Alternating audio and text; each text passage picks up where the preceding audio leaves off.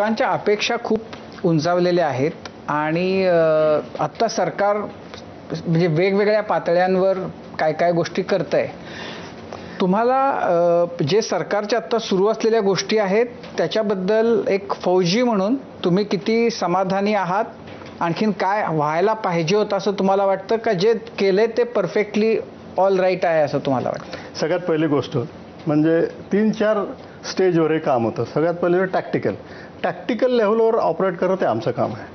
ते तिथले राष्ट्रीय रायफलचे जवान आहे ते यांना शोधून काढतील आणि मी निक्षून सांगतो 100% गॅरंटीने सांगतो हे मरणारच आहेत. हे जे 4 टेररिस्ट आहे यांना मारल्याशिवाय आर्मी चुपचाप बसणार नाही. ही एक झाली टॅक्टिकल लेव्हलवर. ते लोकांमध्ये मेसेज जातो की जर तुम्ही काहीतरी कराल आमच्या अगेन्स्ट आम्ही तुम्हाला सोडणार नाही. पण ते तेवढंच आहे एका महिन्यात मारू की 2 महिन्यात मारू की 3 पण मरणार नक्की आहे.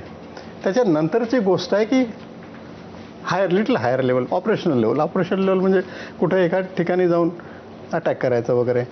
तर ती गोष्ट आपण स्ट्रॅटेजिक लेवलवर आधी आलेलो आहे आणि ती स्ट्रॅटेजिक लेवलवर म्हणजे सगळ्यात मोठी गोष्ट माझ्या मते जे भारताने केलेली आहे आणि त्यामध्ये आपल्या लिडरशिपला मी नमन करतो याच्यासाठी की त्यांनी इंडस वॉटर ट्रीटी ही जी आहे ती ॲक्टिवेट म्हणजे ती ॲब्रोगेट केली आणि त्यामुळे आता तुम्ही ऐकलं असेल Asif Munir chief of army staff Pakistan त्यांनी सांगितलं की काश्मीरवर जेगलर व्हेन.